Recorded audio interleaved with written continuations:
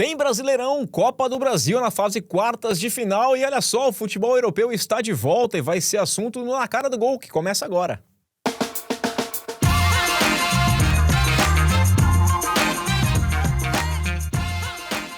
Olá, meu amigo, minha amiga ligados aqui no canal do Gol. Estamos chegando com mais uma edição do nosso podcast Na Cara do Gol. Eu, Rafael Bellatini, na apresentação aqui para a gente falar sobre o futebol do Brasil e do mundo. Afinal, tem Campeonato Brasileiro, a Copa do Brasil na fase mata-mata, aqui com os clássicos nas quartas de final, né? A Copa do Brasil é sempre mata-mata, mas agora está afunilando para conhecermos, quem sabe, o próximo campeão da Copa do Brasil. E temos que falar de futebol internacional, porque a maioria dos campeonatos começou neste final de semana, Premier League rolando, Barcelona e Real Madrid estreando também na Espanha. Temos muitas coisas para conversar neste programa, pedindo o seu like desde já, o seu hype, o seu comentário, a sua opinião sempre muito importante e bem-vinda aqui no nosso canal. Se inscreva aqui no canal do Gol e vamos lá então apresentar os nossos convidados, hoje especialíssimo. Eu vou começar com o nosso convidado atípico, né? Que é o Dani Oliveira, nosso especialista aqui do Playmaker, Stats, tem informação demais, está aqui para falar do futebol internacional, mas claro que vai dar o pitaco no futebol brasileiro.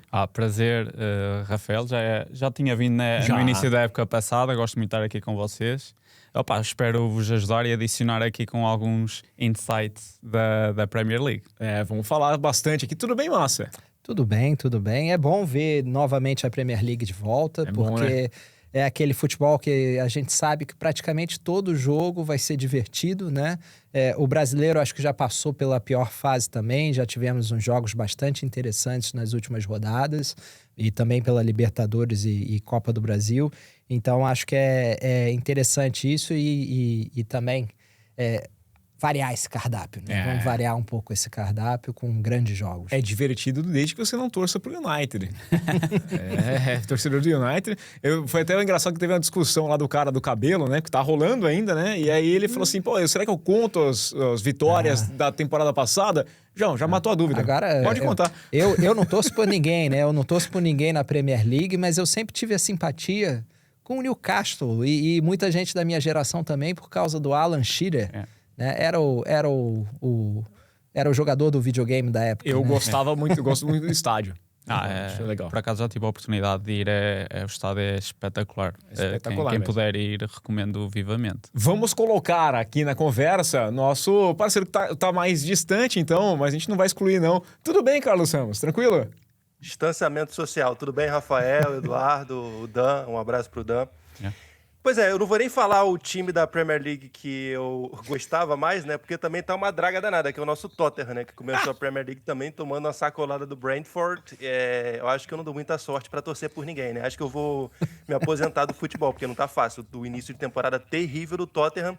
Mas estamos aí pra falar de futebol internacional, que começou mais uma vez com um grande jogo também na Alemanha, né? A gente teve a Supercopa da Alemanha entre Bayern e Borussia Dortmund, foi um jogaço. Já no sábado, o Bayern já começou a temporada alemã com título, começou a temporada alemã do jeito que a gente espera que termine, né? Com o Bayern levantando o troféu. O Bayern já começou ganhando um título e já, aliás, garantiu o segundo título da temporada, porque a Bundesliga já é deles, né? A gente já sabe, é assim que funciona. Não tem como, é impressionante. Mas é legal a disputa pelo segundo lugar. Eu gosto do campeonato alemão, acho que tem bons jogos também, a disputa ali é interessante. E o Bayern vai fazer aquela goleada. Tem sempre aquela história, o Bayern começa às vezes, temporada passada foi muito assim, perdendo um jogo por 2-0, o pessoal 2-0, eu falei, vai ser 5-2. É dito e feito. Não tem como, não tem outra coisa. Jogos. A Premier League é mais interessante. Mas vamos começar falando do Campeonato Brasileiro. Eu queria começar... Eu acho, né? Eu tava de férias aqui, então eu tô um pouquinho sem ritmo, tô tentando tatear aqui um pouco nas coisas, mas essa briga Palmeiras e Flamengo tende a ir daqui até o final, aí um perde essa semana, então o Flamengo tinha aproximado, tava só 3 pontos, com um jogo por fazer, aí perdeu o jogo pro Cruzeiro, o Palmeiras ganhou, então volta a abrir 6. Eu acho que essa disputa vai ser assim, principalmente considerando a disputa da Libertadores. Quando alguém for poupar para a Libertadores, né, o Palmeiras tem compromisso nesse meio de semana com Copa do Brasil, o Flamengo não tem, então dá para respirar um pouquinho mais, preparar o time. Mas lá embaixo, eu acho que a briga é mais quente de tudo, né? Porque nessa semana ainda a gente teve uma surpresa que foi a Chapecoense voltando a vencer. Isso quer dizer que a Chapecoense vai voltar a brigar e pode não cair? Não, com 14 pontos eu acho que a Chapecoense já foi. Só que ela ganhou do São Paulo. A Chapecoense tinha vencido o jogo de abertura, o jogo de estreia no campeonato. E aí volta a ganhar na 24ª rodada, venceu o São Paulo. O São Paulo que está a 3 pontos da zona de rebaixamento. São Paulo liderava o Brasileiro com 3 pontos de vantagem para o Palmeiras na 6ª rodada. E hoje é o 13º colocado. Tem um jogo a menos, que é um jogo contra o Santos. Uma partida direta ali contra o rebaixamento. Então você coloca aqui São Paulo, Santos, Grêmio, Internacional e o Vasco. Esses times todos estão da 13ª posição para baixo. É impressionante, né? É impressionante. Tem muito time grande que está fazendo de tudo para ser rebaixado, né? Tem tanto que até talvez não tenha vaga para todos, né? Uhum. Mas é o caso, por exemplo, do Vasco, que não ganha um jogo desde do Brasileirão, não ganhou depois da Copa, tá? Não é o único, o São Paulo é outro. E o Internacional, né? Ou seja, nós temos 3 grandes clubes que desde a Copa do Mundo não ganham nada, né? Desde antes da Copa do Mundo não ganham nada, né? E o São Paulo é um exemplo mais clássico do que não fazer. A gente pega uma temporada do São Paulo que provavelmente ia ser uma temporada sem muitos problemas, né? Era uma temporada que seria difícil, o Hernan Crespo já dizia, a luta do São Paulo é para conseguir os 45 pontos. Era um técnico que estava ciente daquilo que ele via no dia a dia, dos problemas que o São Paulo passava, né? Dos problemas financeiros, dos problemas estruturais, dos problemas fora de campo, né? E das limitações do próprio elenco, mas fazia uma campanha muito honesta, né? Um desempenho muito honesto. E estava ciente do que era a luta do São Paulo. Por causa disso, o São Paulo acabou por demiti-lo, né? Principalmente, foi a famigerada entrevista em que ele diz isso e a diretoria não aceita, né, essas críticas do próprio Crespo, que são críticas construtivas. São né? Paulo não pode brigar contra o rebaixamento apenas, não pode se conformar só com isso. Não, São é Paulo gigante, é sempre a mesma história. O São Paulo é gigante, todos os clubes do Brasil são gigantes e não podem lutar, mas a realidade que a gente vê é bem diferente, né? E depois veio o Roger, que fez um trabalho mediano, não acho que tenha sido o problema, mas também não se sustentou, e o Dorival, e a gente só vê o aproveitamento caindo, né? Para quem tiver curiosidade, pode entrar lá no nosso Instagram e também no nosso site, porque tem um artigo que o Rafael publicou hoje mostrando os números, né, dessa queda de rendimento, de um aproveitamento de 80%, acima dos 80%. Tudo bem que foram poucos jogos com o Crespo, sim, né? mas... E ele já alertava que aquilo não era a realidade. E depois com o Roger Machado caiu para 40 e tantos por cento. Isso. E com o Dorival não ganhou um jogo ainda no Brasileirão. São 3 pontos em 21 disputados com o Dorival. 14% de aproveitamento é menos do que a Chapecoense, que tem 20% de aproveitamento. É um time que, desde que saiu o Crespo, não chega a 30% de aproveitamento dos pontos. Eu acho que isso tem muito a ver com o facto de, quando tu entras num espiral negativo, isto tem muito a ver com o psicológico. E o São Paulo é literalmente a cara disso. Quando tu entras num espiral negativo de perder, e depois é muito difícil. Mas isto, como é que se dá a volta a isto? É ter 1 ou 2 vitórias assim que possam trazer um bocado por exemplo, o ânimo, assim, né? Por exemplo, para conseguir dar a volta a isso. Contra a Chapecoense. Era o tipo de jogo. 100%. Então, era o jogo perfeito para isso. Eu acho que a situação do Dorival Júnior se torna insustentável por essa derrota, porque esse é praticamente o único jogo do Brasileirão que você tem 3 pontos garantidos, né?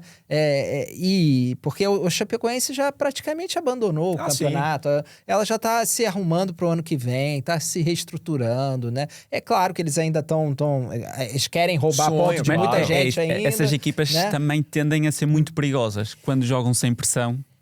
Pressão zero, eles já estão numa tranquilidade absoluta, né? Mas eu entendo que não tenho nada a perder, porque eu já perdi tudo. Só que tá lá por um motivo, porque é ruim, né? Sim. O time não é... Não foram 23 jogos sem vencer por acaso, né? Não... Sim. Ô, Carlos, até foi engraçado, né? Porque o Dorival saiu dando entrevista depois, falando lá que é vergonha, inadmissível, deu bronca em todo mundo, mas tem muito da culpa dele. Vamos lá. O Dorival Júnior, quando foi campeão da Copa do Brasil com o São Paulo, fazia um Campeonato Brasileiro ruim, principalmente quando eram jogos fora de casa. Foi para a seleção brasileira, a gente não sabe muito bem como ali, porque ganhar um título no Brasil leva você para a seleção. Foi técnico do Corinthians, campeão da Copa do Brasil, mas também com desempenho ruim, principalmente nos jogos fora de casa. É demitido do Corinthians. E a última vitória do Dorival jogando um jogo dentro do Brasil, né, contra um adversário brasileiro, foi em fevereiro, 19 de fevereiro, contra o Atlético Paranaense, ainda comandando o Corinthians. E não dá pra simplesmente jogar e falar é inadmissível e meio que a culpa é de vocês, hein? Vocês são ruins. Toda semana a gente tem uma matéria no site falando que faz sei lá quantos anos que o Dorival Júnior não ganha um jogo em solo brasileiro, né? E continua, essa seca dele tá absurda. E o São Paulo tem uma similaridade com o Vasco, que é um time que chuta muito, só que chuta mal. É um time que finaliza bastante. Contra a Chapecoense chutou acho que mais de 20 bolas durante o jogo, acertou 5 no alvo, mas é um time que chuta bastante e não faz gol, tá faltando eficiência também, mas o trabalho do Dorival, obviamente, os números mostram isso, não é um trabalho bom, né? E assim, esses times grandes têm uma grande dificuldade de aceitar a realidade. O São Paulo é isso, Inter e Grêmio eu acho que estão tendo um pouco de dificuldade também, embora as torcidas tenham entendido em determinados momentos que a realidade dos times nessa temporada não era de ganhar títulos. As próprias diretorias, né, mantiveram os trabalhos aí no Sul, porque desde o início elas sabiam que ia ser uma temporada difícil, ia ser uma temporada de lutar contra o rebaixamento. E há uma dificuldade muito grande em certos times, e nas próprias torcidas, né? A torcida quer sempre ganhar títulos, e a torcida tem a dificuldade de entender que o time está se reestruturando, o time está uma bagunça. O São Paulo, a verdade é que o São Paulo é uma bagunça já faz bastante tempo, né? Fora de campo, o São Paulo, há 20 anos atrás, era um grande exemplo, mas hoje é o contrário. Hoje o São Paulo é uma das grandes bagunças do futebol brasileiro. Então está se reestruturando e o campo vai acabar indo para o mesmo caminho, né? O São Paulo está fazendo uma campanha pífia no Campeonato Brasileiro, está na luta contra o rebaixamento, numa luta de titãs aí, né? Titãs que estão sem força, sem os superpoderes, porque tá aí São Paulo, Inter, Grêmio, Vasco, Santos, todos times de camisa, todos times que têm condições de potencial de estarem na parte de cima da tabela, mas nesse campeonato estão lá embaixo, e estão fazendo uma luta realmente para ver quem cai, e estão fazendo força para cair, porque realmente o jogo do São Paulo contra a Chapecoense era um jogo para ganhar. É um jogo, qualquer equipe hoje que enfrentar a Chapecoense tem que ganhar o jogo. Perder esse jogo é deixar pontos que poucas equipes vão deixar no campeonato. Então o São Paulo simplesmente deixou aí 3 pontos e não ganhou nenhum, né? Que poucas equipes vão deixar no campeonato. O São Paulo chutou mais de 20 bolas no gol do adversário, acertou 5 na direção, né? E teve mais de 70% de posse de bola. É aquela posse de bola que não serve pra nada, né? Que é aquela que toca a bola, toca. É um time sem criatividade nenhuma. Isso é uma coisa que a gente vê muito no futebol brasileiro, né? Porque quando a gente tem os nossos pontas são mais definidores, aqueles que conseguem definir, hoje em dia é muita valorização no mercado. Então esses caras saem, né? Então a gente vê no futebol brasileiro uma série de pontas que às vezes são até conseguem desequilibrar, fazer um bom 1 contra 1, né? Mas que tem uma dificuldade imensa de finalizar jogadas. O Vasco tem o Andrés Gomes, né?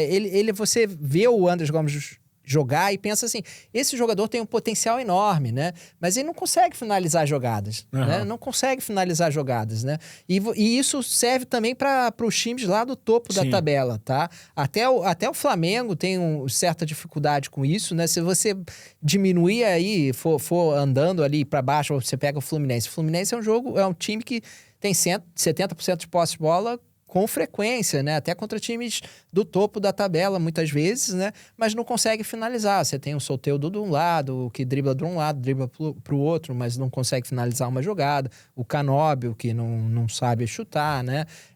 Então, você tem quase todos os clubes têm esse problema, né? É uma realidade, infelizmente, do futebol brasileiro, né? E os que estão lá embaixo, obviamente, são os que sentem mais com isso, né? Com essa falta de competência para finalizar. E eu nem falo de 9, né?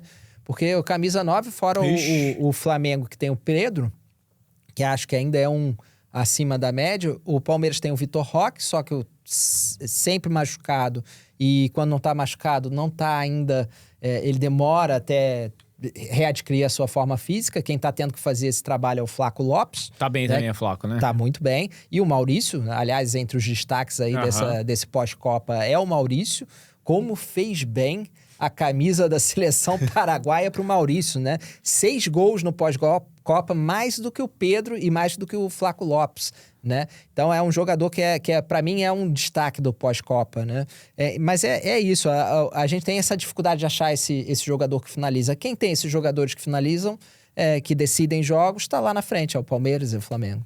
E um jogador que tem decidido aqui, por exemplo, é o Matheus Pereira, né? Fez o gol ali nos acréscimos, vitória do Cruzeiro. Joga muito. Joga muita bola mesmo, e uma vitória importante pro Cruzeiro. O Cruzeiro entrando naquele bolo. Eu acho que é tarde demais para sonhar com o título, né? Porque ainda tem, mas já tá voltando mais próximo daquilo que a gente imaginava no começo do campeonato, né? A gente pode pegar o caso do Palmeiras para lembrar que o Botafogo tinha um título garantido nessa altura, tá?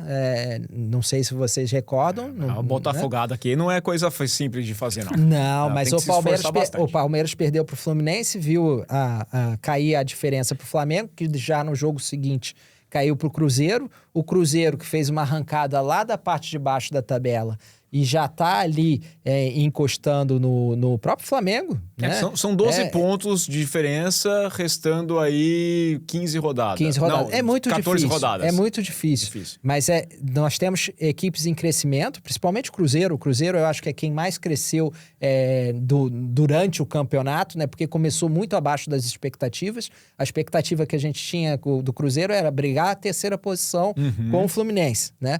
E a gente vê uma realidade que não é muito diferente do que a gente previu, não. O Atlético Paranaense está ali de intruso, mas está o Fluminense, está o Cruzeiro. E se o Flamengo ou o Palmeiras, ou os dois bobearem, um desses podem beliscar ali um título. É difícil, porque eu acho difícil, com o elenco que Palmeiras e Flamengo têm, eles terem uma sequência negativa, como teve o próprio Palmeiras recentemente, muito longa, né? As sequências negativas desses dois clubes são muito curtas, né? São elencos muito fortes, é muito difícil eles engrenarem uma sequência de derrotas e perderem tantos pontos assim, enquanto os outros, obviamente, vão perder pontos também. Então, acho muito complicado. Mas eu diria que ainda não está assim fechado. Eu diria que 80% de chance de sair um campeão de Palmeiras e Flamengo, mas ainda tem uns 20% aí que podem sonhar, né? Mas o Cruzeiro não está na Libertadores, vai ter essa vantagem em certas alturas de... O Cruzeiro agora foi eliminado pelo Flamengo. Tem a Copa do Brasil aí tem a Copa do Brasil, mas Atlético, mas... naquela coisa da gestão das competições podem beneficiar. Eu tive a oportunidade de ver o Cruzeiro, o Flamengo, e estavas a falar ainda agora dos pontas que não marcam golos e que é tão importante estes jogadores, mesmo sem ser o número 9, que possam adicionar golos e assistências. Para mim isso é absolutamente crucial. O José Mourinho, na época passada, tem uma frase muito, muito interessante que diz: os pontas têm que ter, ele diz, duplos dígitos, têm que marcar pelo menos 10 golos, 10 assistências, ou perto disso, para serem influentes, e para uma equipa que quer ser campeã tem que ter pontas com números assim parecidos. E o menino do Cruzeiro, o Arroio, jogador, acho que tem potencial para ser esse tipo de jogador. O Mateus, acho um jogador, já não é de agora, acho um jogador que é pena não ter rendido mais na Europa. Ele rendeu, devia ter estado, era mais tempo com noutro tipo clubes, de... Né? Exatamente, gostava de o ter visto. É um jogador que não dispensa apresentações, mas o Cruzeiro é isso. O Arthur Jorge tem feito um grande trabalho, principalmente agora no pós-Copa. O Cruzeiro parece uma equipa quase... Perdeu na Libertadores com o Flamengo, mas pronto, ia ser sempre, foram 2 jogos bastante renhidos, portanto, mas o Cruzeiro agora no Brasileirão não estou a ver assim. Acho que vai ser uma equipa, obviamente vai estar, tem uma longa distância para o primeiro e para o segundo classificado, mas eu penso que o Cruzeiro, vamos ver, quando faltar 4, 5 rodadas, eu acho que vai ser difícil tirar pontos ao Cruzeiro até ao final da temporada brasileira. Eu tenho certeza disso, né? Eu acho que isso que o Dan falou é muito importante, a questão do Arroio, né? Porque é um jogador que vem se destacando, é um cara muito objetivo, né? Ele fez 2 gols contra o Flamengo agora, né? Nesses duelos recentes aí, que foram grandes jogos, né? Tanto na Libertadores quanto no Campeonato Brasileiro, no final de semana agora resolvido no último lance. E o Arroio fez alguns golaços, né? É um jogador realmente que tem muito potencial, que tá crescendo e cresceu em jogos grandes, jogos que precisava dele, né? Jogos fechados, jogos que o Cruzeiro até não fazia grandes partidas, até ele conseguir esse desequilíbrio individual de fazer o gol. Porque eu acho que isso falta em muito time também. É um ponta que decida as jogadas, né? Você pode levar a jogada para o último terço, você pode ter o domínio territorial do adversário, mas você precisa que a qualidade individual faça a diferença. E eu acho que isso está sendo muito buscado nesse mercado de transferências também, porque os jogos estão ficando cada vez mais equilibrados, né? As equipes têm se estudado muito, têm preparado defesas cada vez mais fortes, e você precisa do desequilíbrio individual para conseguir gerar essa superioridade e conseguir as vitórias. E o Cruzeiro tem nesse jogador o Arroio, um jogador muito importante, um jogador decisivo, que consegue fazer o que esperavam que o Sinisterra conseguisse fazer também, né? Um jogador que teve problemas físicos, é um jogador que se esperava muito no Cruzeiro, acabou não conseguindo ter uma evolução que se esperava dele, muito por conta desses problemas físicos. E o Arroio, por outro lado, que é um jogador que talvez, quando chegou, a gente não esperasse tanto quanto a gente esperava do Sinisterra, mas o Arroio está conseguindo entregar. É um jogador que está desequilibrando o Cruzeiro depois da Copa do Mundo. No Brasileirão, em 6 jogos, venceu 5. Então tem uma sequência aí muito boa, está em alta. O trabalho do Arthur Jorge, que é um excelente treinador também, treinador de muita qualidade, que já conseguiu fazer um trabalho espetacular no Botafogo, está fazendo outro grande trabalho no Cruzeiro. Para mim, é um dos grandes treinadores do Campeonato Brasileiro até agora. Depois da parada técnica. Parada técnica aí, ó. Agora, os jogos estão com essa parada técnica. Mas depois da parada para a Copa do Mundo, para mim, é o grande treinador do futebol brasileiro, o Arthur Jorge. O trabalho que ele vem fazendo no Cruzeiro é excepcional. E acho que o Cruzeiro tem tudo para aquecer no campeonato. Obviamente, ele acordou um pouco tarde, mas eu acho que G4, Fluminense e Atlético se cuidem aí, porque o Cruzeiro está chegando.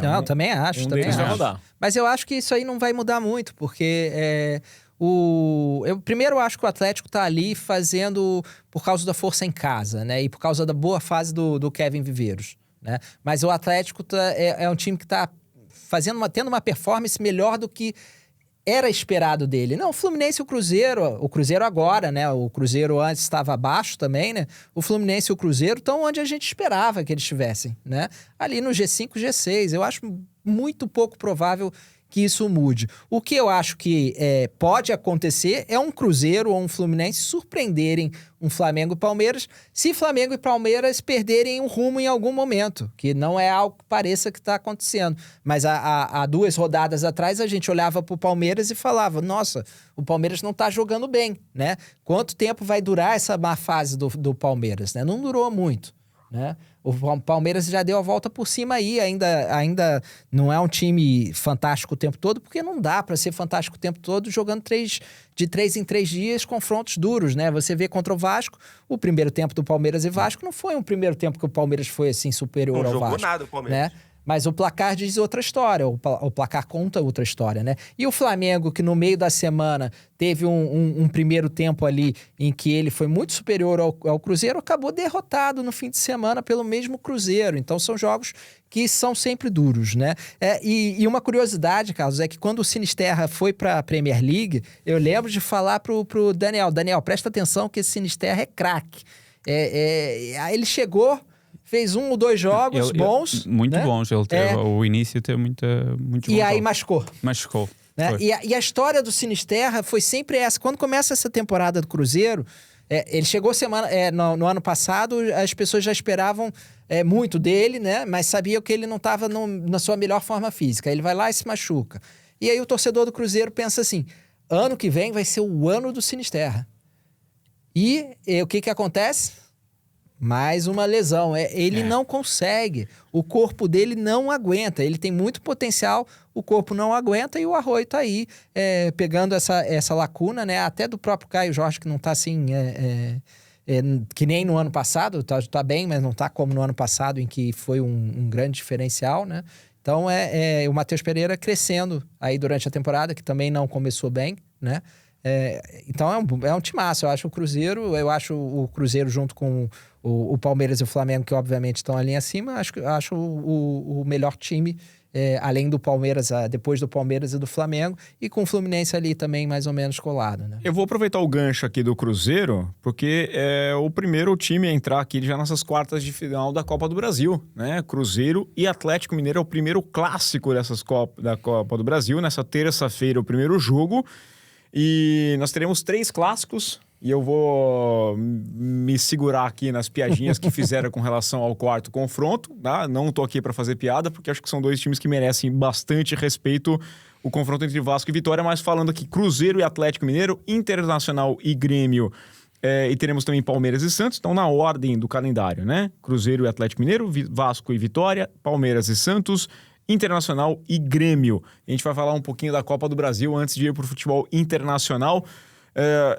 Todo mundo aqui vai concordar que o Cruzeiro larga em vantagem, assim, teoricamente é o favoritaço nesse confronto contra o Atlético.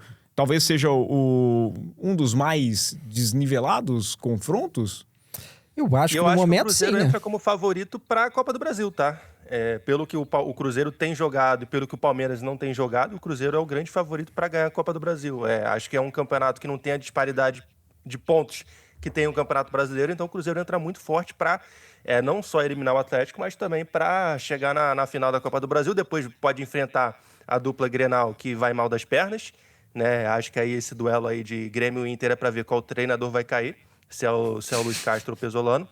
E depois o Cruzeiro chegando na final contra um Palmeiras, por exemplo, que é o favorito do outro lado, tem total favoritismo para levantar a taça. Lembrando que a final é jogo único, hein? Jogo único, não temos o lugar à sede ainda, né? A sede dessa final não foi definida ainda, então não temos certeza onde vai ser, mas eu também vou concordar aqui com o Carlos. Eu vou colocar o Cruzeiro como grande favorito para o torneio. Eu não digo que é o grande favorito porque tem o Palmeiras ainda, isso, né? Mas eu diria que Cruzeiro e Palmeiras são favoritaços para fazerem a final. Afinal, se não for Cruzeiro e Palmeiras, me surpreende. Eu não sei porque, assim, o Palmeiras não tem... A vitória do Palmeiras ontem contra o Vasco... Primeiro, o Vasco é um adversário bastante frágil. O Palmeiras fez um primeiro tempo de novo de chorar de ruim. O que eu vi de torcedor do Palmeiras falando, cara, o tanto de investimento que faz no time para assistir um jogo...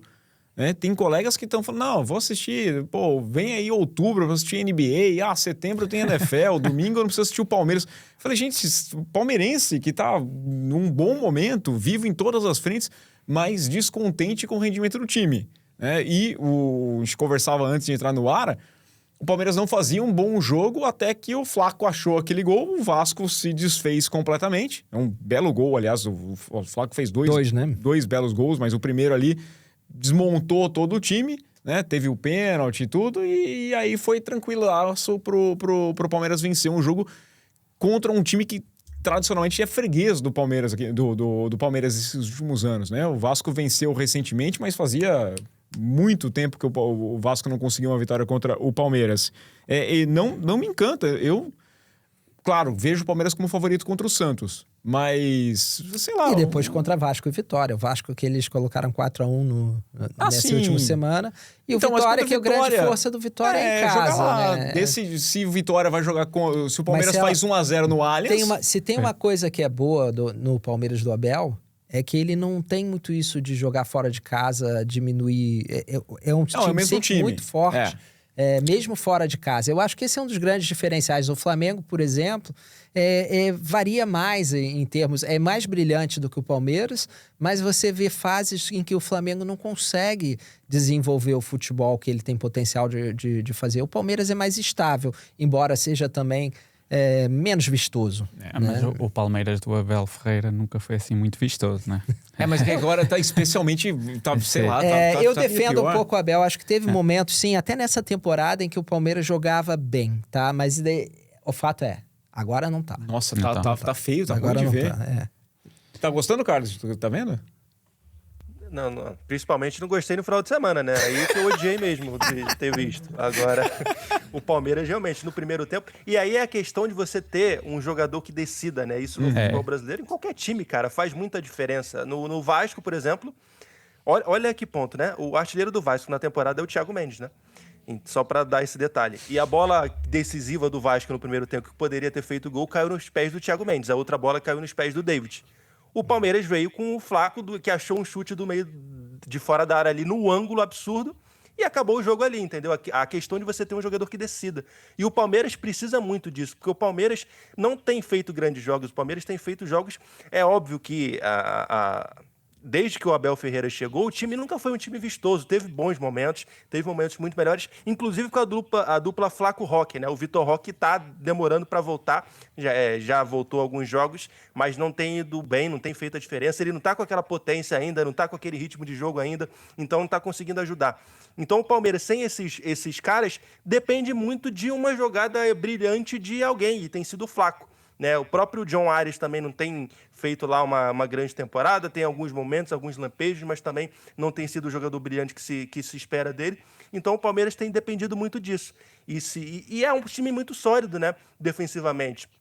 É difícil você romper o Palmeiras, então ele consegue se segurar bem e conta com o desequilíbrio individual de alguma jogada do Flaco, de algum lampejo do Maurício também, que tem feito uma temporada espetacular, né, desde que voltou da Copa do Mundo ali. Ele contra o Vasco começou no banco, depois entrou no segundo tempo e conseguiu também ajudar o Palmeiras a conseguir essa goleada, mas o Palmeiras realmente não tem feito uma grande temporada não tem tido uma boa sequência, e é um time que, para mim, se enfrentar o Cruzeiro tem total condição de vencer, só que aí em jogo único o Abel vai ter o plano dele, né? Então vai ser difícil também. Mas eu acho que o Palmeiras vai ser, o Cruzeiro é o favorito. Pra final da Libertadores não funcionou muito o plano dele, não. Se o plano for não chutar nenhuma vez pro gol, não parece um bom plano.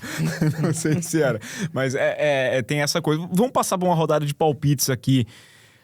Vamos começar aqui pelo, então, Cruzeiro e Atlético, primeiro jogo. Cruzeiro. Primeiro jogo só? Primeiro e segundo jogo, Cruzeiro. Tá, ganha os dois. O Atlético não tá numa fase boa, é claro que é um clássico. É o clássico. É claro que isso, né, conta muito, mas eu acho que é mais o momento, né? A Copa é muito momento, e o Atlético tá dando o azar de pegar o Cruzeiro num momento que tá inspirado, tá? E ainda sem a Libertadores, eu acho que a Copa do Brasil ganha ainda mais importância para o Cruzeiro. Cruzeiro, o maior campeão da Copa do Brasil, adora o torneio. Um gigante em Copas, então, né? Eu ao início ia dizer 1-1, mas agora depois do que eu ouvi, acho que vou dizer 2-0 Cruzeiro. Não, faz sentido, não, porque a Copa acaba por ser a competição que se calhar o Arthur Jorge vai atacar com mais... que sabe que pode ganhar. Sim. E sabe que está num bom momento, e a Copa do Brasil tem quase não tem tanta importância como o Brasileirão, mas... A torcida ama, porque é uma premiação enorme, garante uma vaga na Libertadores. Já o Cruzeiro, acho que para mim vai para a Libertadores. Sim, de qualquer jeito. A energia vai ser muito focada na Copa do Brasil, portanto, 2-0 Cruzeiro. Também. Você, Carlos? Só faltava, depois de tudo que eu falei do Cruzeiro, da Atlético aqui, né? Vai ser Cruzeiro 3-1. Eu, para salvar o print, fico com o Atlético Mineiro. Eu fui nessa aqui, na brincadeira, não lembro qual era o outro jogo lá. Não lembro. Fluminense e Vasco. Foi no Fluminense e Vasco que eu falei, vou salvar o print. Vou salvar. E meti Vasco. Eu fui sozinho no Vasco e aí deu no que deu, tá vendo? Assim. Alguém tem que acreditar no gigante. É isso. Eu vou deixar o melhor pro final. Palmeiras e Santos. Primeiro jogo é no Nubank Park. Eu tenho que me adaptar com esse Nubank Park. Não sei se o Neymar vai jogar, porque é o gramado artificial, né? Eu vi que tava tendo uma conversa lá para tentar fazer o Neymar, mas o Neymar no final de semana aqui, convenhamos também, né? Não recebeu um vermelhinho porque a arbitragem era o Neymar, muito, né? Era o Neymar. Mas deu um bom passe pro gol, um belo gol também, né? Do Santos, que salvou o Santos. Eu vou de Palmeiras, eu acho que vai ser um jogo apertado, porque o Santos já teve pior na temporada também. O Santos não tá mal, não. Vai continuar brigando contra o rebaixamento, mas acho que o Santos deu uma estabilizada aí, e claro, o Neymar tem... o fato de estar fazendo vários jogos, né, conseguindo manter uma sequência, ajuda nisso, porque mesmo o Neymar não sendo nem uma sombra do que era, ele ainda é um jogador diferenciado, né? Ele ainda consegue dar passes para gol, fazer aquilo, ainda consegue definir uma partida, mesmo num jogo em que ele joga mal, né? Você vai no quê, Carlos? Eu vou no Palmeiras. A gente não sabe se o Neymar vai jogar no sintético, mas o Souza a gente espera que nunca mais jogue, né? Porque o Souza no sintético do Palmeiras, rapaz, ele sentiu absurdamente, assim, foi o pior jogo da carreira dele. Mas eu acho que vai dar Palmeiras com ou sem o Neymar. Tá nessa dúvida aqui ainda. O Cuca deixou em suspeito se vai jogar ou não. Eu vou usar, tá? Eu vou no empate. Eu também vou no empate, por acaso. Não, porque eu na semana passada tive a oportunidade de ver o Santos na Copa Sul-Americana e gostei muito. Eu sei que o adversário Maracá, né? Mas eu gostei muito E acho que o Gabigol também está a subir o nível. O Gabigol está a subir muito o nível. Está Portanto, voltando ao seu melhor. Eu vou apostar 1-1. Eu digo mesmo o resultado. O Palmeiras, inclusive, empatou, né? Contra o Cerro, jogando em casa. E depois foi buscar a classificação fora. Eu acho que vai ser mais ou menos esse cenário aqui. Eu vou ficar no empate. E também eu acho que a sequência está sendo mais dura para o Palmeiras do que para o Santos, né? São só jogos importantes, jogos difíceis. Contra adversários mais chatinhos. Né? Né? Fluminense, depois um jogo difícil contra o Cerro, que você tem que deixar muito ali. Aí né? teve uma tranquilidade contra o Vasco. Mas também não foi um jogo tranquilo, né? Apesar do placar, né? Não foi assim tão tranquilo, né? Mas eu vou ficar com 0-0. Placar e nota, inclusive. Acho que vai ser um jogo horroroso, 0-0. Esse é meu palpite. Você foi no placar? Eu vou além do placar. Eu vou falar o estilo do jogo. Eu acho que vai ser um jogo ruim só, tá? Na Vila eu acho que vai ser um jogo melhor. Inter e Grêmio. Isso aqui é briga de foice no escuro, né? O primeiro jogo lá no Beira-Rio, nesta quinta-feira, dia 27, às 8 da noite. Difícil, viu? Porque são dois times que vão estar... E vou começar com o Carlos. Pronto. Pô, Jesus, tá difícil, joga pra mim, né? Cara, vai ser difícil. Eu acho que vão ser 2 empates e vai decidir nos pênaltis o classificado, assim, com um requinte de crueldade vai ser decidido nos pênaltis esse duelo de Grêmio e Inter, que vivem temporadas péssimas. O Internacional, cara, nos últimos jogos a gente até conseguia fazer uma projeção melhor pro Internacional, mas no final de semana não jogou bem novamente contra o Atlético Mineiro, um jogo que se esperava que vencesse. Vinha de uma boa sequência até, não só pela classificação na Copa do Brasil, mas enfrentando equipes de topo de tabela, conseguiu bons desempenhos. Tá numa crescente maior do que o Grêmio, apesar da tabela não dizer isso. Mas eu acho que vão ser duelos de empate. Eu também acho que vou ficar com empate aqui, viu? Porque eu acho que o Grêmio vai se classificar. Jogando em casa, talvez um gol no finalzinho do segundo jogo. Acho que vai ser aquela coisa, aquele 0-0, aquele Grenal importante esse, né? Daqueles de, como disse o Carlos antes, de derrubar treinador realmente, porque a sensação que passa é essa. O Inter parecia ter entendido qual que era o esquema dele. Como é que eu vou jogar? Eu vou jogar para não perder, eu vou fazer um pontinho no Brasileiro, mas nesse final de semana também achei que deu uns passinhos atrás. Eu aposto no 1-0 Inter. 1-0 Inter. Inter que eliminou o Corinthians, né? Vencendo em casa bem, foi um placar importante para classificar. Mas Grêmio vira na volta. Eu também vou nessa. Eu acho que vai dar empate na ida. Acho que vão ser 2 jogos muito apertadinhos, talvez até 2 empates, mas eu vou no empate na ida e uma vitória do Grêmio na volta. Semana que vem a gente vai falar. Semana que vem a gente vai falar ainda. Então empate. Um empatezinho nesse jogo aqui, tá? A gente tá todo mundo aqui em cima, quer dizer... Não, eu disse 1-0 Inter. É isso aí, né? A gente aqui gols. fica no 0-0, no empate. E aí, para fechar, um jogo mais importante entre Vasco e Vitória, né? A primeira partida em São Januário, o Vasco queria jogar lá no Maracanã, e aí Flamengo e Fluminense que gerem o estádio estão querendo... Assim, tem um ponto importante nessa história toda que não é mentira, né? Precisa arrumar esse gramado. Esse gramado vai receber, inclusive, o jogo da NFL no final de setembro. E nos últimos 2 anos aconteceu no estádio do Corinthians e foi todo um trabalho para acertar o gramado. Eu sei que a NFL tem uma exigência enorme lá e não é esse gramado aqui. Não quer saber a NFL também, não. Mas lá eles usam sintético, né? Sintético. Mas não... Não buracado, não buraco, né? E reclamam no sintético, aliás. É fato, o Fluminense e o Flamengo não estão felizes com o gramado do Maracanã. Eu não sei porque o Vasco ia querer jogar nesse gramado também, né? Vamos lá. Mas é uma questão de, acho que, bilheteria mesmo, né? Gramado em si. É mais questão de dinheiro, né? Eu acho que o Vasco vence o Vitória, tá? Porque o Vitória fora de casa, normalmente é presa fácil, tá? O cuidado que o Vasco tem que ter. Primeiro tem que fazer o trabalho em casa, porque lá... É muito difícil. Esse ano é muito difícil vencer o Vitória lá. E não tem margem segura, né? Faz 1, faz 2, se der, faz 3, faz 4, porque... Não tem, porque já foi o Flamengo e foi o Atlético Paranaense, né? Atlético com 2 gols ainda, né? Fez 2-0 e tomou. E a gente alertou aqui, olha, 2-0 é placar perigoso. Né? Porque o Vitória é muito forte em casa. Então, eu acho que vai dar Vasco, mas tem que tomar muito cuidado, muito cuidado. O Carlos vai ficar pro final. Diga aí, Dani. Vai ser masterclass do Pedro Emanuel. Estou a sentir. 2-0 Vasco. Vamos, Carlão. Hat-trick de Andrés Gomes. Não, né? 2-0. 2-0. Não, porque eu acho melhor. que... Spinelli. Hat-trick de Spinelli. Entrando no segundo tempo, hein? Entrando no segundo tempo. É agora que vai mudar o mar do Vasco. Vai virar a chave. Vai virar. Diga aí, Carlos. O bom é que quem acompanha o nosso Na Cara do Gol não vê o que a gente fala antes do programa, né? Porque aí vocês iam entender a canalice que é esse programa e o clima terrível que é entre a gente aqui, mas tudo bem, né? Eu acho que vai dar Vasco, cara. Eu acho que vai dar Vasco. Eu acho que assim, o Pedro Emanuel não tá sendo cobrado pela torcida. A torcida tá gostando até do trabalho que tá feito o Pedro Emanuel, não pelos resultados no Brasileirão, mas pelos resultados de Copa, obviamente. Mas eu acho que o Pedro Emanuel, dentro do possível, tá fazendo um trabalho ok no Vasco. E o Vasco eu acho que vai conseguir vencer em casa. Depois é que vai ser uma outra questão. Mas acho que o Vasco vai conseguir vencer em casa, tentar abrir uma boa margem, né? Se o Corinthians jogar ajuda, também facilita, né? Porque no final de semana o Corinthians entrou só no segundo tempo. E eu acho que o Pedro Emanuel estava com um pouquinho de receio de colocar o Corinthians como centroavante, mas tem que colocar o Corinthians como centroavante, porque senão a outra opção é o David ou o Spinelli, né? O Spinelli tem jogado cada vez menos. Ainda bem, diriam alguns. Então acho que vai dar Vasco nesse primeiro jogo.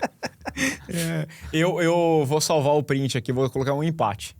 Vou colocar um empate, porque todo mundo foi de Vasco. Foi de Vasco e eu vou... Não, eu vou de Vitória, então, para não ficar... Eu vou Vitória 1-0.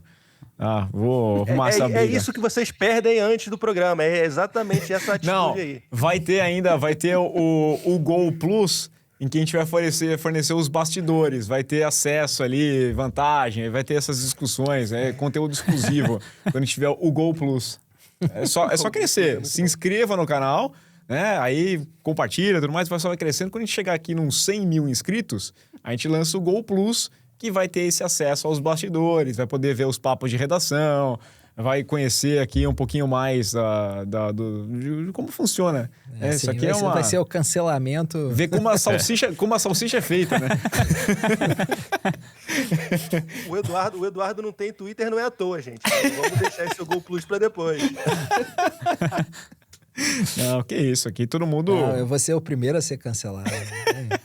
Não, mas o Gol Plus vai fornecer esses conteúdos. Então, só se inscrever aqui no canal. Passada a Copa do Brasil, vamos pro futebol internacional. Vamos falar aqui. Vamos. Já entrega atrás pro Arsenal, já vou começar assim, tá? Porque pelo que eu vi no final de semana, não tem concorrência na Premier League. Sinceridade, passou o trator. Olha, eu acho aqui que é o campeonato mais fácil... Não vem com essa não. Não vem com essa não. Na última década. Porque é diminuir sempre. Não, isso aí é diminuir. Isso aí é uma... O ano passado, nessa altura do campeonato, a gente fez aqui o programa, o Dani estava aqui com a gente, né, falando lá.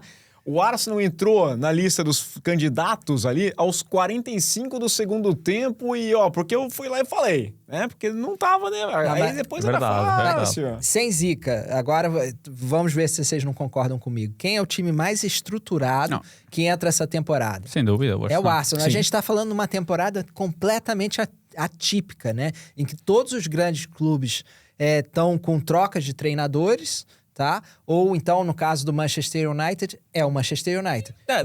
Fora que é uma troca, né? Então, porque eu quero que chegou no final, no meio da temporada, e a gente não sabe como é que vai ser o primeiro jogo. Tudo muito cedo, mas não foi nada... Eu gostei da atuação do Maguire ali, marcando muito bem ele dentro da área. Não. Eu vi esse vídeo imediatamente antes de vir pra cá. E eu fiquei assim, não, isso aí... Não é a realidade. Era quem? Era o Mbeumo ali que tava... que falaram que o Não, era o Mazraoui. Quem o Maguire agarrou é o Mazraoui, o lateral marroquino. Falaram que era muito bom na bola aérea e ele foi proteger. Sim. É isso aí. O United tá dando tiro no próprio pé, ele quis evitar que o jogador dele fizesse um gol contra. É muito difícil ainda fazer uma previsão. Que eu sinto que as equipas ainda estão muito na pré-temporada. Esta última semana de mercado de transferências vai definir muitas coisas. É preciso ter atenção em relação a isso. Não, vamos lá, Daniel. Você falou que depois do dia 16 você ia dizer quem é que ia... Não, é de longe. Eu já tive a oportunidade de dizer... O Arsenal está claramente distanciado como favorito. Atenção. E eu já disse que aquele penalti falhado pelo Gabriel Magalhães é numa final de Champions, é horrível, mas aquilo dá uma certa fome para esta época. Eu sinto que o trabalho ainda não está completo. O Arsenal da Arteta ainda há muita coisa que eles querem ganhar. E vê-se no jogo da Supercopa, vê-se nesta primeira jornada, nesta primeira rodada, eles estão com muita fome. E parece que eles nem foram de férias. Parece que nem houve Copa do Mundo com o Arsenal.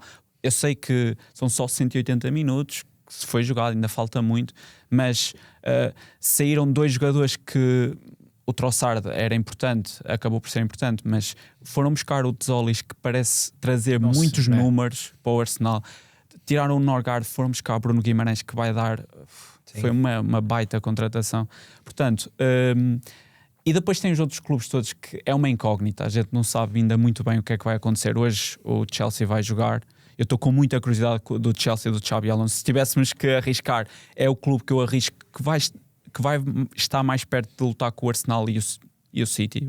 Vamos ver o City. O City, o grande ponto que eu estava assistindo o jogo é o Maresca que eu falei ano passado, que eu não coloquei aqui o Chelsea no ano passado como candidato a ganhar a Premier League, por mais que fosse campeão mundial, porque o Maresca, e aliás, pior de tudo, não foi nem só pela... o Maresca conseguiu piorar. A minha expectativa era baixa, mas ele piorou. Porque ele fez uma canalice com o Chelsea. E eu falar que é uma canalice com o Chelsea é enorme, porque essa história dele querer sair do time porque queria assumir o lugar do Guardiola, para mim, isso aí é absurdo. Sim. Só um detalhe, né? Eu fui comprar a camisa do Arsenal. Falei, vou comprar com um negocinho de campeão, né? Nunca tive uma dessa, né? E aí fiz questão de colocar o Gabriel. Tá? Fiz questão de colocar aqui. Eu abracei o Gabriel ali Foi no momento da derrota na Champions, mas fiz questão. O Gabriel foi dos melhores da temporada passada. Sim. Mas voltando ao City, tem uma situação que é: tu não sabes bem qual vai ser este Manchester City, até porque os 2 dos cérebros da equipa, no Rodri e no Bernardo, saíram. E depois o grande cérebro do Pep Guardiola, obviamente. E já se viu neste jogo que o Manchester City já não vai ser aquela equipa que vai ter o domínio dos últimos 30 metros no campo. Eu sinto que vai ser uma equipa de muito mais ataque rápido, de situações com pontas muito velozes. O Doku agora está lesionado, mas no Semenyo ou tanto no Foden vai ser atacar a baliza muito mais rápido, bolas em profundidade, e sinto que é esse o futebol do City. E é isso, é uma grande incógnita saber o que é que vai acontecer a este City. Eu acho que eles vão passar por momentos muito difíceis, e ontem o Bournemouth já os expôs há momentos muito difíceis ontem, mas vamos ver. Maresca, eu acho... Desculpa, continua. Depois eu... Não, eu ia dizer isso. O Pep Guardiola já sofreu um bocado quando não teve o Rodri em algumas temporadas, né? E aqui não é só uma questão da qualidade do Rodri, que é indiscutível, né? Mas porque é muito comum a gente ir atrás de números. E quando você pega um jogador como o Rodri, que é um meia defensivo, o principal não é número. O Rodri é uma evolução do Busquets, né? Que já no passado nós tivemos já 500 outros jogadores, o Vieira, até para pegar a Premier League, né? São jogadores que dão uma sustentação para toda a equipe, né? Uma segurança, uma sustentação defensiva, uma capacidade de fazer com que aquele jogo flua o tempo todo com segurança, né? Eu não vejo isso, tá? Com o Elliot Anderson ainda, tá? Eu sinto o meio-campo com o Elliot Anderson e Kovacic é um meio-campo muito mais próximo do que era o Chelsea, do que a força e a imposição de meio-campo que tinha o Manchester City, né? Sim, mas, Eduardo, eu acho que o meio-campo do City ia fazer muito sentido com Rodri e Elliot Anderson. Eu acho que o grande tiro, vamos dizer, é o Rodri ter querido sair do Manchester City, porque o Manchester City não contava com isso. Eu sei que ele já no final da temporada passada se falou do Real Madrid, Sim, mas aí para mim é o grande... E vamos ser honestos, né? O Rodri, apesar de ter crescido na reta final da temporada, ele já não faz uma temporada de alto nível o tempo todo, já tem alguns anos, né? Desde que ganhou talvez o prêmio de melhor do mundo. O Rodri é um jogador que está envelhecendo, ele já não é aquele Rodri, o super Rodri. Ele consegue ser por um curto espaço de tempo, mas não por uma temporada inteira, jogando na Premier League 3 em 3 dias. Talvez o próprio Rodri tenha pensado nisso. Porque no Real Madrid, por mais que você tenha um grau de exigência imenso, maior do que no Manchester City, você vai jogar muitos jogos fáceis em que o Real Madrid é muito superior aos rivais e não vai precisar tanto dele ali, né? Sim. Então eu acho que já é um passo do Rodri pensando no momento físico dele também. E diga aí, Carlos, o que você ia falar. Não, o Dan estava falando das incógnitas do City, né? Eu acho que uma das grandes incógnitas é o Phil Foden, né? Que há 2 ou 3 temporadas foi o melhor jogador da Premier League e não conseguiu manter o nível de performance dele. Inclusive não foi à Copa do Mundo, que eu acho que é uma medida totalmente discutível, apesar dele não estar no alto nível que ele apresentou algumas temporadas.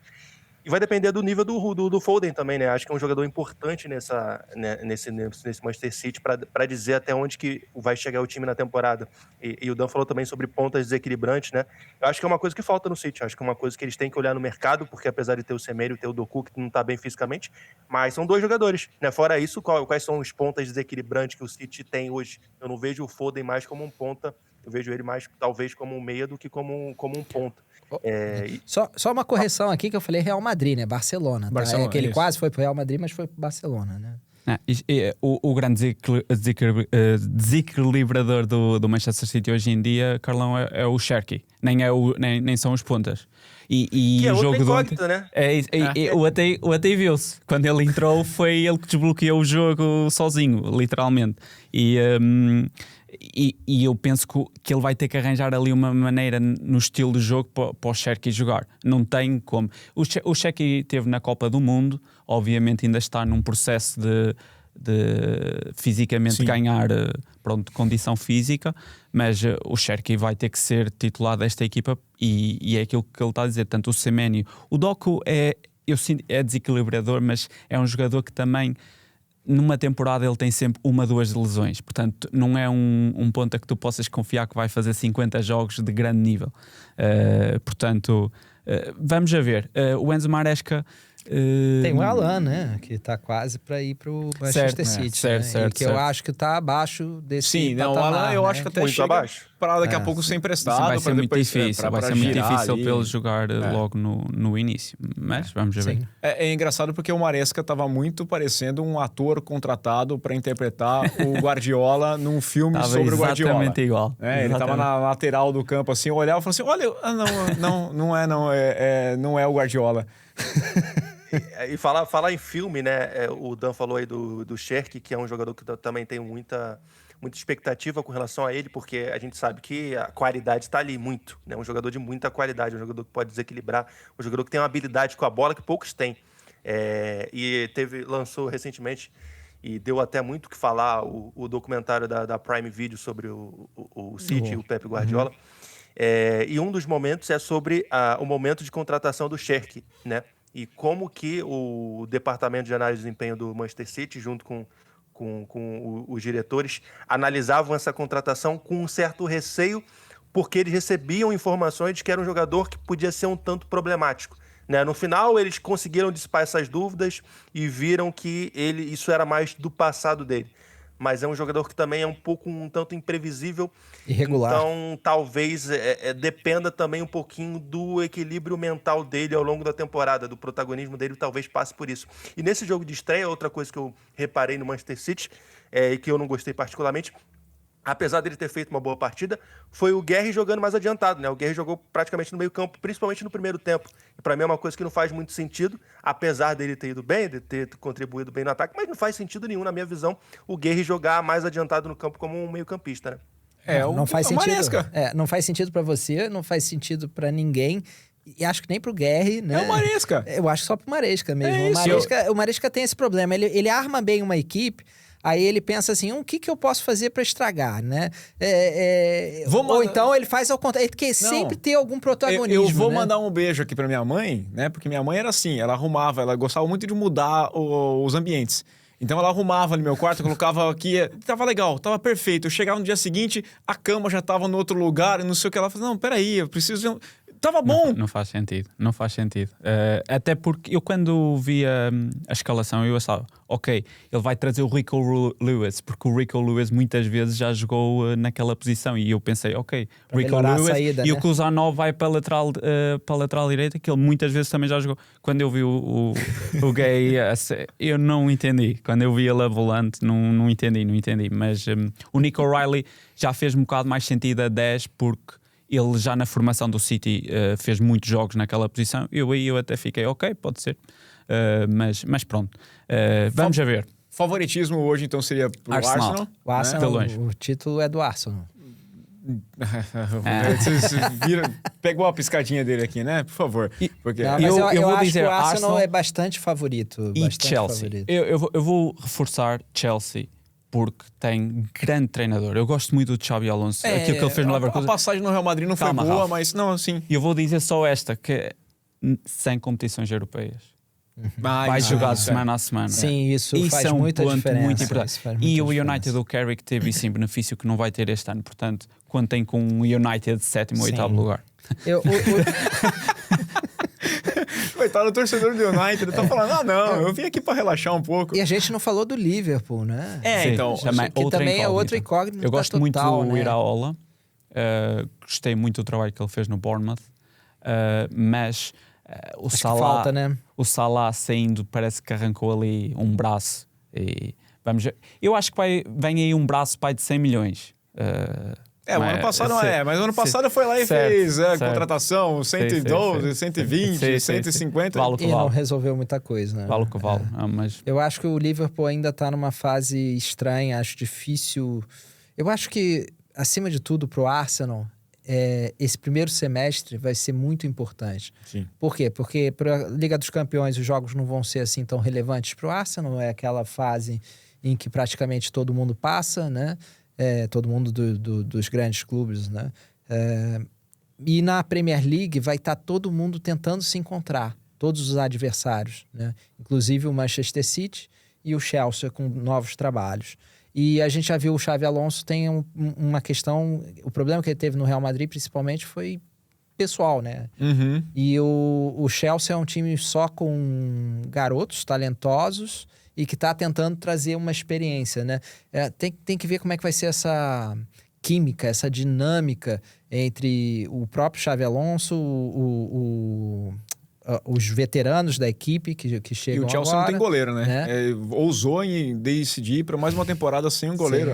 eu penso que eles vão arriscar num menino que era emprestado deles, que é o Penders, que era um guarda-redes belga, que eles estão a tentar que seja uma espécie de Courtois 2.0. Ele teve emprestado nas últimas 2 épocas. E ele é um goleiro com muita projeção e certamente vai ser um dos melhores guarda-redes da Europa nos próximos anos, mas tem 21 anos. Para assumir isso. a baliza do Chelsea é um bocado arriscado, mas eles não o emprestaram esta época, portanto há a possibilidade de ele lutar ali pela titularidade com o Robert espaço, Sanchez. Eu acho que o Chelsea parece que é sempre um trabalho em construção que tudo que você constrói você joga fora. Ele não envelhece a equipe está sempre sendo rejuvenescida. Né? E você sente os problemas que isso traz, né? Talento tem de sobra. O Chelsea tem talento ali né? Parece que eles contratam... Teve uma época que qualquer jogador fazia um jogo bom com 16, 17 anos, eles já estavam lá contratando, né? Mas você precisa dar sequência, você precisa fazer esse jogador amadurecer, né? Você pega aí, no caso, o João Pedro, que já tem, 25 anos, já está caminhando para o auge, né? E colocar ali uns jogadores mais veteranos, né, para poder ser referência, que nem o próprio Chelsea fez. Não só jogador velho, né, mas jogador veterano só, né, porque o Chelsea investiu bastante em jogador velho. Sim. Mas deu certo quando foi o Thiago Silva, por exemplo, né, a Liga dos Campeões, a melhora defensiva que tem o Chelsea é absurdo, vai de o pior defesa para uma das melhores defesas da Europa por causa de um jogador, não porque ele faz em campo, né, porque o Chelsea precisa disso, precisa de experiência, né, eu acho que é o que faz mais diferença para o Chelsea é a experiência, tá? E um técnico, óbvio. O Maresca, a quantidade de vezes que ele pegou esse Chelsea, fez com que esse Chelsea parecesse ser um pretendente ao título e depois estragava tudo ele mesmo, é impressionante, né? Pra gente falar também do Campeonato Espanhol, tivemos a estreia aí do Real Madrid, né? E a estreia do Barcelona. O Barcelona passou o carro pra cima do Elche com muita facilidade por 5-0, esperado, né? Mas o Real Madrid, eu assisti o jogo e eu não gostei. Eu tenho muito pé atrás com relação ao trabalho do Mourinho. Eu acho que o Mourinho, ele é uma versão 2026 do que foi o Luxemburgo ali dos anos 2010, né? Que é aquele cara que talvez tenha passado um momento, talvez ele consiga fazer uma coisa ou outra, mas não vai, e ele é muito de falas, tudo, mas o Real Madrid venceu também a partida contra o Espanhol por 2-1. Não foi encantadora. A briga tende a ficar lá, até porque o Atlético de Madrid, vamos lá, né? Que climinha gostoso com o Julián Álvares. Tá muito gostoso lá no Atlético de Madrid. Ô, clube gostoso. No jogo do Real Madrid, teve a sorte, literalmente, do lado do José no primeiro jogo. Eu penso que o Real... Sorte. Não, peraí. Não. Calma aí. Você tá falando em português, ele entende, ele percebe muito bem. E aí vai ser um problema. Falar que ele teve sorte. Ele é o Special One, não é sorte. Não. Sim, é special, ok. Eu sinto que para jogadores como Kylian Mbappé e Vinícius, eu penso que o José Mourinho vai resultar. Porque eu acho que o José Mourinho é aquele tipo de treinador que...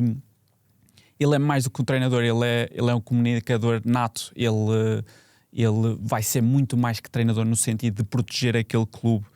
E ele já teve esta intervenção com o Vini no final do jogo. E eu acho que ele vai literalmente blindar aquela equipa para fazer com que, ok, eu vou estruturar esta equipa, eu quero que vocês joguem aqui, mas são vocês que vão decidir. Eu acho que não vai haver tipo um futebol espetáculo, nós não vamos ver isso. Ele vai depender muito das individualidades que no dia estejam bem e consigam resolver o jogo por ele.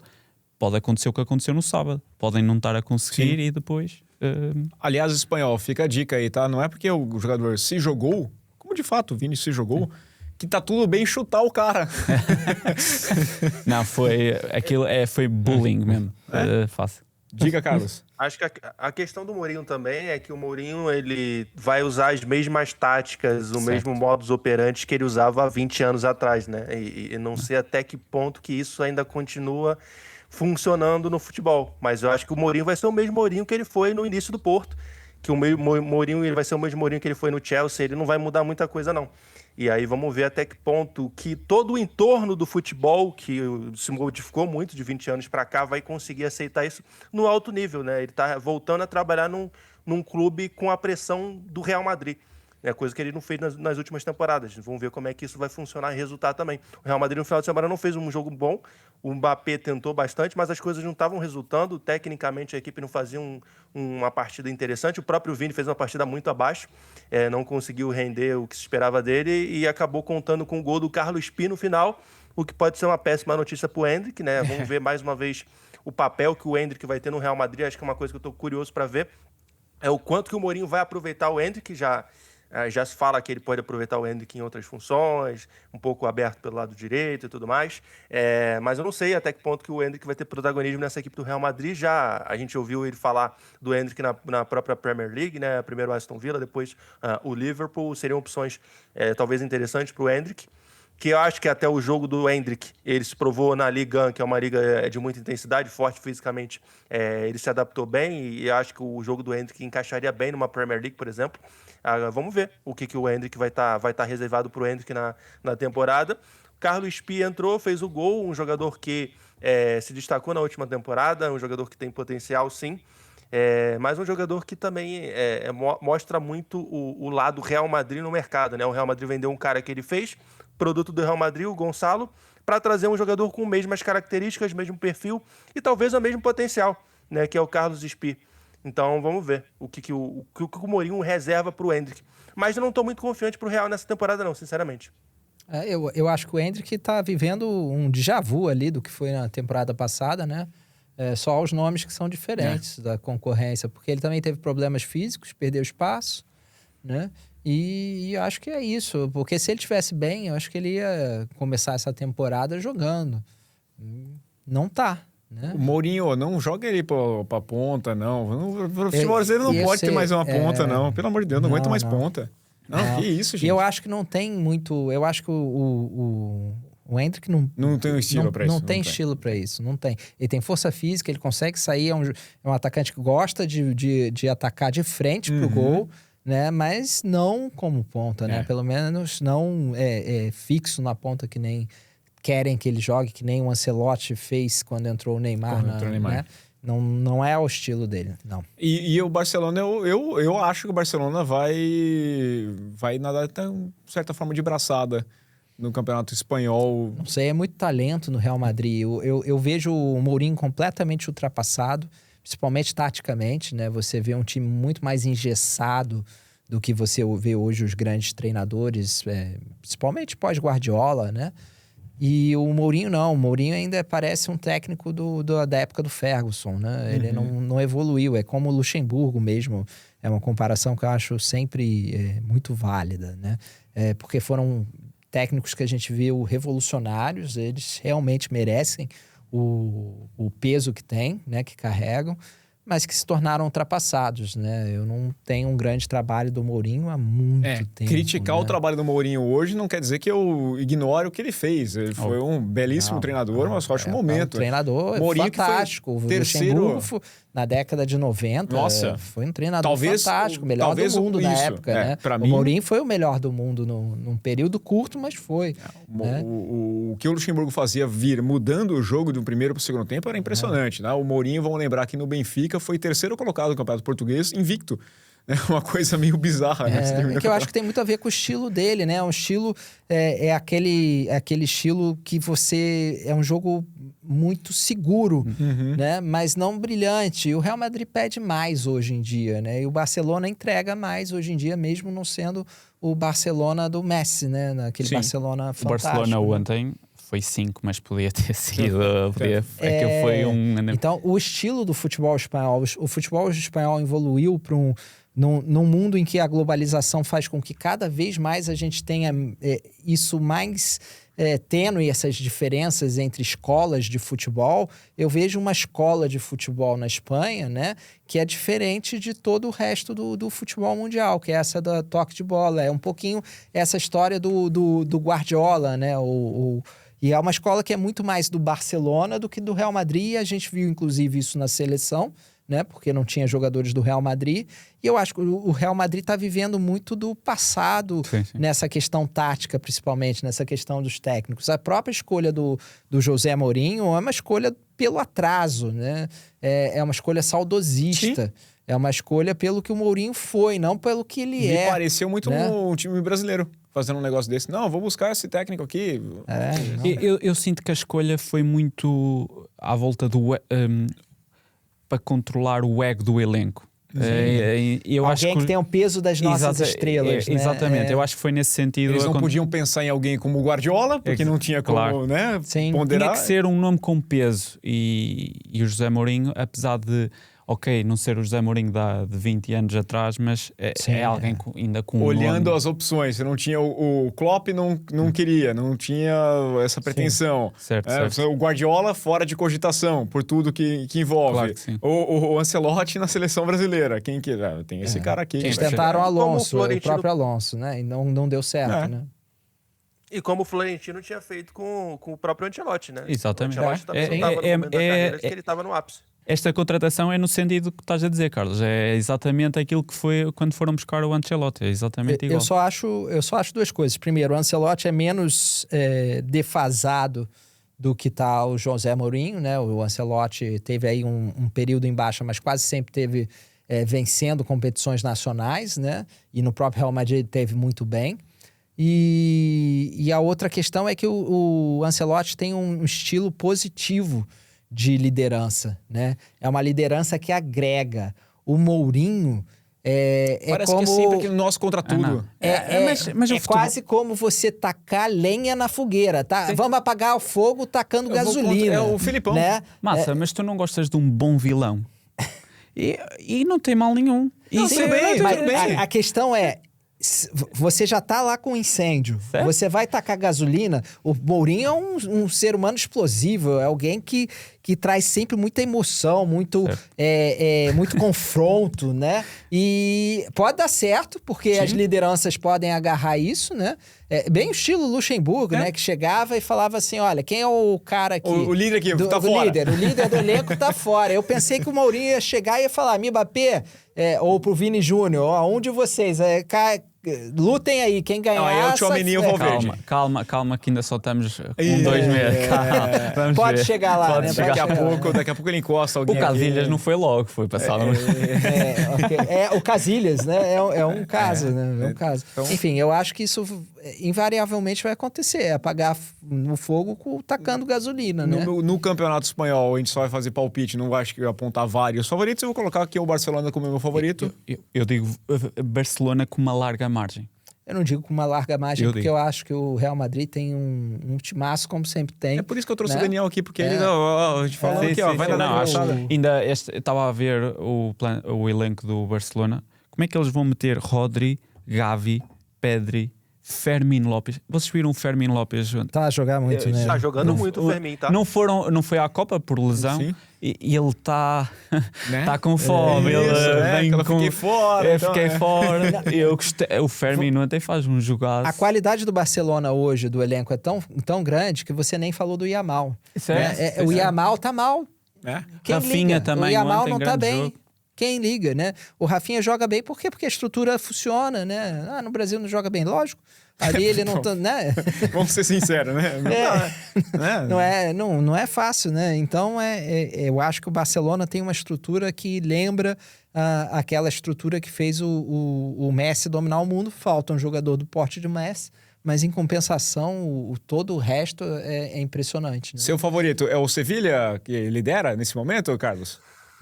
6 pontos, hein? É o Barcelona. É o Barcelona também. Eu também acho que o Barcelona vai ganhar com uma margem interessante. E o Barcelona que acho que vai ter o Rafinha cada vez mais forte como liderança, né? Ele começou como capitão, é um jogador que tem se mostrado cada vez mais uma liderança dentro do elenco do Barcelona. E eu acho que tem tudo para fazer mais uma grande temporada no futebol espanhol. A última temporada do Rafinha já foi muito boa, né? Em termos de números. É óbvio que quando a gente olha no Brasil pro Rafinha pensando em seleção brasileira, a gente não consegue ver o mesmo protagonismo, mas no Barcelona, jogando na posição que ele se sente mais confortável, que poucas vezes ele jogou na seleção, ele é um jogador que desequilibra muito e acho que vai ser mais uma vez muito protagonista nessa temporada do Barcelona. Vou ver se o Barcelona manda o Yamal para rehab, faz alguma coisa com ele, para ele voltar a ser o Yamal que a gente espera dele, né? Porque realmente, fisicamente, ele ainda não se recuperou, fez uma Copa muito abaixo. E vamos ver se ele ao longo da temporada volta. O que é ruim também, né? Porque ele já começa a temporada com essa questão da Copa do Mundo, de ter jogado a Copa do Mundo, não no melhor dele fisicamente. Não sei se o Barcelona vai dar um tempo para ele aí a mais, para ele voltar com mais calma. Acho que deveria fazer isso, inclusive. Dá uma parada no Yamal, dá uma segurada, fica um pouco aí, vamos recuperar você fisicamente para você voltar àquele nível que todo mundo se espera. Porque o Yamal também é um perfil interessante, que a gente sabe que ele é um craque, que a gente sabe que ele é uma grande aposta, mas ao mesmo tempo as referências dele fora de campo são Neymar e Ronaldinho Gaúcho. Ronaldinho Gaúcho, né? Eu falo isso há muito tempo, né? Aí no final de semana aparece ele com um anão numa festa, então a gente tem que tomar cuidado com o Yamal. Não, mas eu falo isso, que o Yamal tem que tomar cuidado, porque eu sinto que a carreira dele acabou no início, né? Porque quando ele começa a ter como influência Neymar, Ronaldinho Gaúcho, começa a aparecer com entrevistas bizarras, festas bizarras, né? E isso nessa idade, né? E aí você começa a ver aquela história, começa a ter problema físico, dificuldade para se recuperar, começa a cair de nível, né? É complicado. Vamos lembrar que o Ansu Fati, quando surgiu no Barcelona, também parecia um baita de um jogador, né? Só para pegar um exemplo. Claro que não do nível do Yamal, mas ainda assim as pessoas falavam, a 10 está bem ali com o Fati, né? E onde é que está hoje? É um jogador que depois de um tempo... Aqui, o pai dele falou que é injustiçado, que tinha que estar na disputa do melhor do mundo. Depois de um tempo é um jogador bom para mediano, né? Porque antes era só um grande fracasso, né? Depois de um tempo, acho que talvez com maturidade e tudo, começou a se fazer alguma diferença num nível patamar muito abaixo do que se esperava, né? E você tem aqui, Anthony Gordon. Anthony Gordon não tem 1/3 da qualidade que tem o Lamine Yamal. Entrou e deu 2 assistências, né? Deu 2 assistências, tá? O ADM, que é um jogador que corre muito, mas tem algumas limitações, foi lá, estreou, fez gol, né? Ou seja, e o Yamal virou uma nota de rodapé num time que ele deveria ser o grande protagonista, né? Só um detalhe. Eu acho que agora é o momento. É o momento de mandar o Yamal pro retiro, manda ele abraçar a árvore, fica lá tranquilo, recupera a espiritualidade, como diz o Andrés Gomes, e volta bem. A gente vai encerrar aqui o programa também, estamos esticando bastante, mas fica a dica aí para a Bundesliga com relação à La Liga, que já fez uma experiência diferente de colocar os 2 favoritaços começando uma rodada depois. Talvez o Bayern de Munique pudesse começar a jogar em dezembro, né? Aí demorava mais para chegar. Quem que é o líder? Você olha hoje no campeonato na La Liga e fala, não, é o Sevilha. Aqui, 100%, 2 vitórias, 6 pontos. Tem 3 de vantagem pro Real e né? Talvez, se o Borussia começar 2 meses antes, tem chance de manter a liderança um pouquinho mais contra o Bayern de Munique. Por isso que a gente fala menos aqui da Bundesliga, mas é um torneio que eu gosto de assistir. Particularmente. Mas sabe que a gente ouviu muito aí no escritório o Eduardo falar do Sancho, na época que o Sancho estava no Borussia Dortmund, era o fã número 1 do Sancho. Mas o Borussia Dortmund tá com uma leva de promessas assim muito interessante agora, né? Com os 2 gregos, os 2 pontas gregos, eu vi na final da Supercopa, o Karetsas e o Constanelas, difícil o nome deles, né? Mas eles foram muito bem. São 2 jogadores de muita habilidade, são jogadores interessantes. O Borussia Dortmund fez contratações interessantes nesse mercado. Trouxe o principal assistente da Bundesliga, que não é da Bundesliga, da Eredivisie, que já não é mais um jogador tão jovem, mas ainda assim acho que é um jogador que pode dar corpo para o meio-campo do Borussia Dortmund. Tem jogadores interessantes. Dito isso, o Bayern de Munique vai ganhar com sobra absurda, porque não chega. Mas pensando no futuro, acho que o Borussia Dortmund tá criando uma nova leva para conseguir ter aquele time que consegue competir com o Bayern. Vai ter uns 2, 3 bons jogadores pro Bayern comprar daqui a pouco. Era isso. O problema é esse, que eles não jogam. Mas eu tenho que tomar cuidado com isso, porque eu gosto de ver o Dortmund justamente eu torço pro Dortmund. Por essa aposta em jovens jogadores, né? Mas eu lembro do Götze surgindo e eu falava assim, que grande jogador, né? O Götze. Aí o Sancho, a mesma coisa. O Bellingham, pelo menos...